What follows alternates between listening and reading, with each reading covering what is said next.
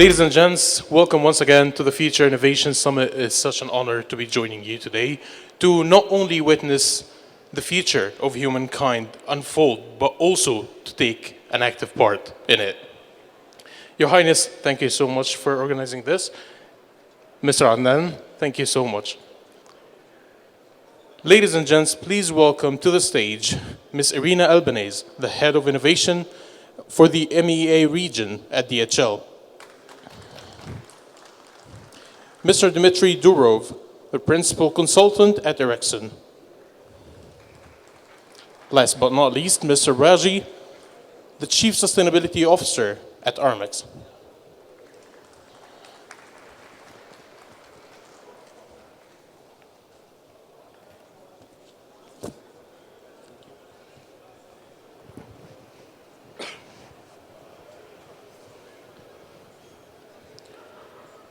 My dear guests, today we're going to be starting off on not a so positive note. Can we start by addressing the key challenges that the cargo industry face and how can we overcome them? Please, feel free. Well, if we are talking about climate change, then there are lots of challenges that we are facing nowadays. Besides the disruption of the supply chain, besides the lack of the EVs and anything else we were planning to have on the ground, there are lots of countries that are not yet ready to cope with the Paris Agreement. So there are no regulations, and when there are no regulations, there is no technology available on these countries, no infrastructure. So you end up with trying to suffer and trying to create your own space to be able to achieve your targets and goals. I think these are some of the challenges that, and I'm sure my colleagues can add more to that. Okay. On the subject of technologies, how can technologies such as automation, AI, and machine learning be utilized to enhance the cargo sector's sustainability and efficiency? Okay, I can start, right? I think the main, when we look at the sustainability, right, we need to look at two aspects, right? We need to start burning less, all right? So you really use less energy to transport goods, to probably transport them less. And in order to burn less, first of all, you need to understand how much you burn. You need to really track your goods, right? So all the IoT technology, AI, that will help us to optimize our supply chains play great role in that. Automation as well, right? It just helps us to do things more efficient with less energy used. And I think Dmitry had more to tell us about what automation and AI can play a role in driving sustainability as well. Sure. Well, one of the technologies that I think will add great value to many industry sectors, including the cargo industry, is limitless mobile connectivity, which will allow thousands or millions of devices to be connected to metaverse and to be connected to each other. So in the cargo industry, we can see the autonomously moving vehicles, the trucks, the cranes and port terminals all being connected to the same network. And that will enable the remote operation, which will increase the efficiency and operator use. So one operator can control multiple cranes or multiple trucks at the same time. Also, I mean, as you see an example, the things like drones, they can be connected to the network and can be used for various purposes, like delivering of small packages. And those kind of applications would be much cheaper than just to launch a boat to deliver a small parcel to a boat, let's say, or to deliver a small package to a remote location, like in Dubai World Islands, for instance. So there are numerous applications where the technology will definitely help us to burn less and save costs, and also improve the efficiency of operations. Perfect. Now, we're still on the subject of technologies. What do you think what role does Industry 4.0 applications such as IoT, as you mentioned, automation and AI, machine learning, play in advancing cargo operations? Well, I'll take that one. One major problem that most of the delivery companies face is the proper addressing. So I go to deliver a shipment and the address is wrong, so I do another attempted delivery, a third attempted delivery. So the artificial intelligence, the AI, and the proper computer systems, the proper databases would definitely help cutting down the driving time and then cutting down the emissions. Another problem that we are facing now, and I'm sure my colleague here would know more about it also, is that people now are expecting you to deliver their shipments in 2 seconds. They don't understand that this would cause a major increase in emissions, because sometimes I need to send one vehicle to deliver one shipment and come back because there is a commitment of 30 minutes delivery. That's another area where also artificial intelligence would play a major role in that. And I hope people would not ask us tomorrow to deliver instantly. That would be a major thing to this. Going back to technology, I think introduction of a 3D technology in major industries would also help minimizing the transportation times. So I just print the item on the other side. Another trend that we are seeing now, and I think it was mentioned earlier, is the distributed manufacturing facilities. So if I want to manufacture, if I need 10,000 vans for UAE, I would create a factory here that would produce 10,000 vans, and this way I might source part of the raw material that is needed to manufacture in the country itself. So this would cut also the import transportation. Speaking of eliminating the carbon footprint of delivery fleets and last mile operations, now how do you see sustainable fuel replacing conventional counterparts in last mile operations? Do you see it as an achievable objective in the near future? Very much so, right? If you think about, we really need to think about mid-mile, long haul, and last mile. I think electrification now probably would be the most achievable thing for the last mile, but we're already using, for example, biofuels for some of our trucking here in UAE.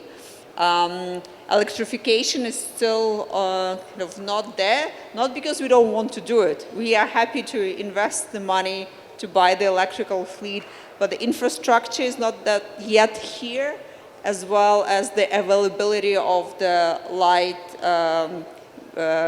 vehicles, electric vehicles, not passenger, but for deliveries, is just not here yet on the market. In Europe, we are at 45% already. All our fleet is electrical, and kind of we are ready to go, right? For the mid-mile and for the long haul, right, the sustainable fuels, definitely it's in its infancy yet, right? And they are available, but scarce. They're also expensive. We're heavily investing in purchasing kind of the futures, right, of the sustainable aviation fuel that is not yet produced, but we hope by purchasing it in advance, we actually funding the development of a better, a cheaper, a faster way to produce sustainable aviation fuels. And from your standpoints, how can we accelerate this transformation? How can we expedite the transformation towards all electric fleets and, of course, the development of sustainable fuels? Well, I'll go back to a sustainable fuel. There is a major danger in the sustainable fuel. While if you go biofuels, if you look at the source of these fuels, it's either corn or sugarcane. And the minute you start producing fuel from these two plants, then you are hitting the food in South America and Africa. So that's not sustainable as such. And as Irina mentioned here, there is a lack, so the demand is extremely higher than the supply, and you cannot reach that. Now there is a new trend that is coming up, hopefully it will work, which is the synthetic fuel. Porsche started working on that, which is when you produce the fuel, you extract CO2 from the air, and when you burn the fuel, you burn the same amount of fuel. So it's a net zero. So it's not. We can say a carbon neutral, actually, not a net zero. So that's also another area where we can look at.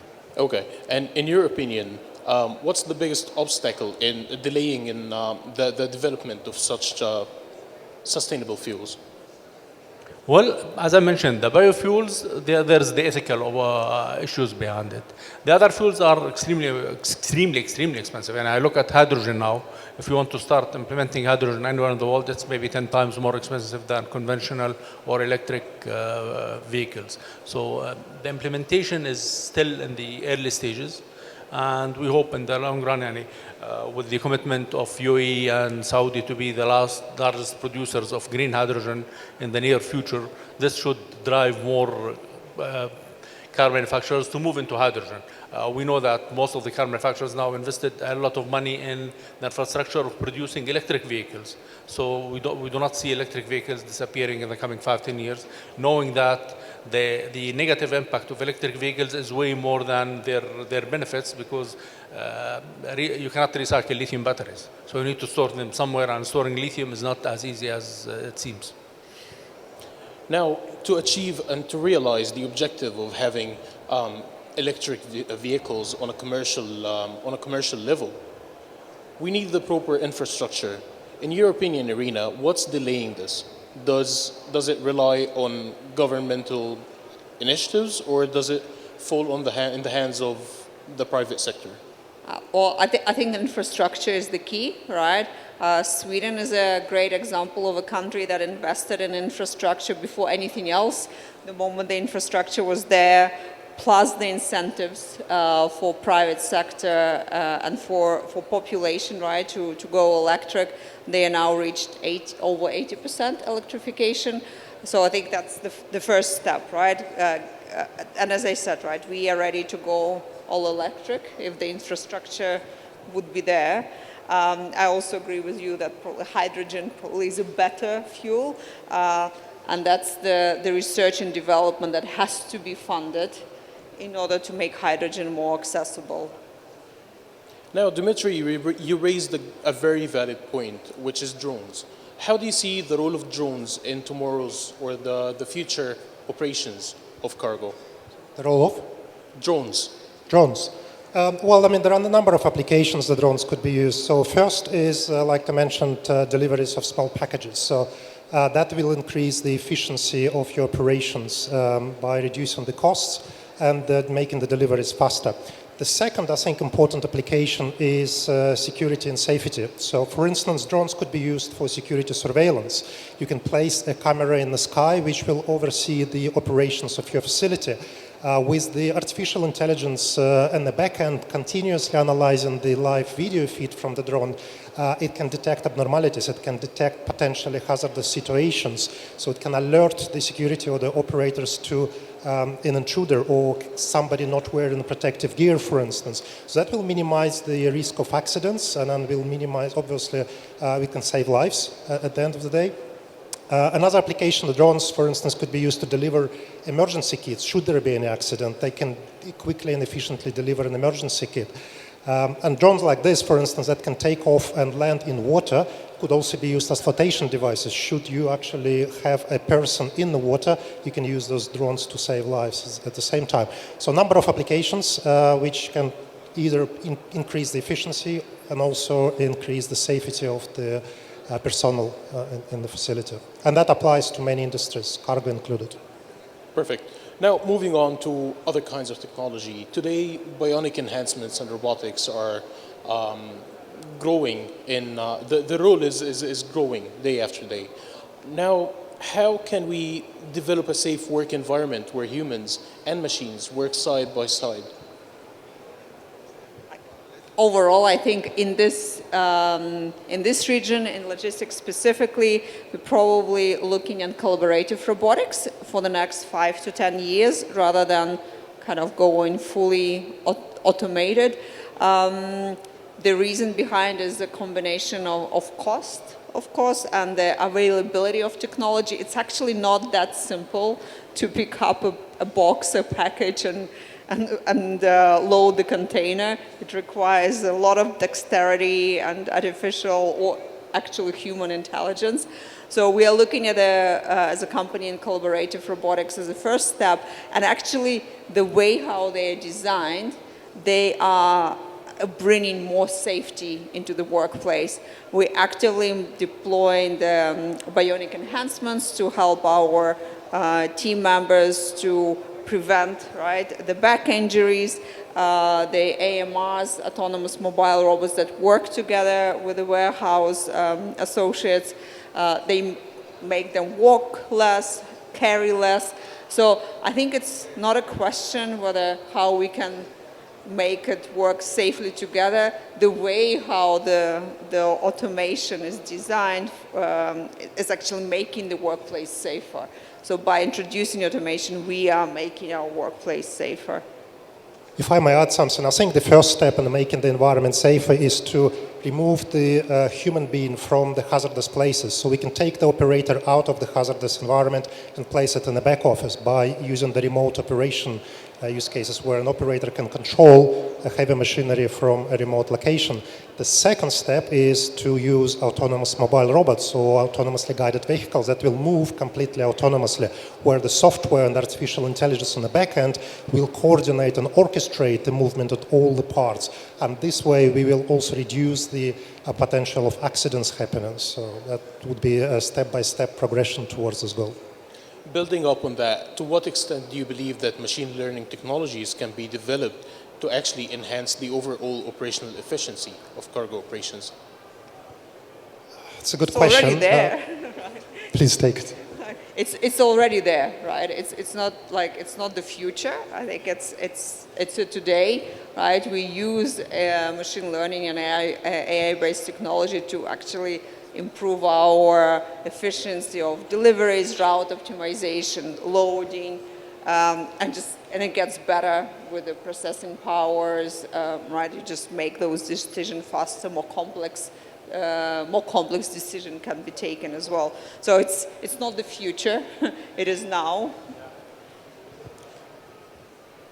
No, it's already happening, I agree. I mean, today we have millions, if not billions, of devices connected to the network now, and they create complex relationships of things and humans.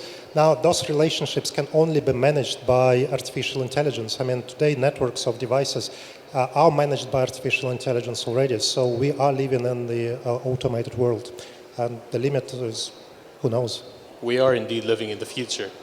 Now, how do you see the future of cargo operations? And that's for all of my guests. Probably with less humans in the front line, more humans at the back, sustainable, right? Carbon neutral, and sustainable not only from, I think what my colleagues have mentioned as well is that we need also to change the behavior of end consumers and kind of make sustainability popular for them, because this whole drive for now commerce, delivery immediately, goes against, right, the principle of sustainability, and that's where kind of our sector can unite with the government, right, and kind of drive the incentives and really market to people sustainnty, why it is good to not receive something tomorrow, why it is okay to, what is not an urgent thing, wait for it a couple of days and have less of the impact on CO2. Actually, one major thing that I mentioned earlier is the distribution of manufacturing centers, so they do not stay in one place. So you don't import all raw material to one place, manufacture, and then ship back to the same places. So having distributed manufacturing centers, and this is happening now with the AV manufacturers. I know 2 or 3 companies already starting having factories that would cost $60 million, $70 million for a small country, and they produce the number of EVs for that country. They don't need to produce more. This way, the amount of movement is less, and it's more controlled. Dmitry, how do you see the future of cargo operations? I think connected. Humans, machines will be connected together, connected to the artificial intelligence in the back end. I think limitless connectivity is what will define the future of operations.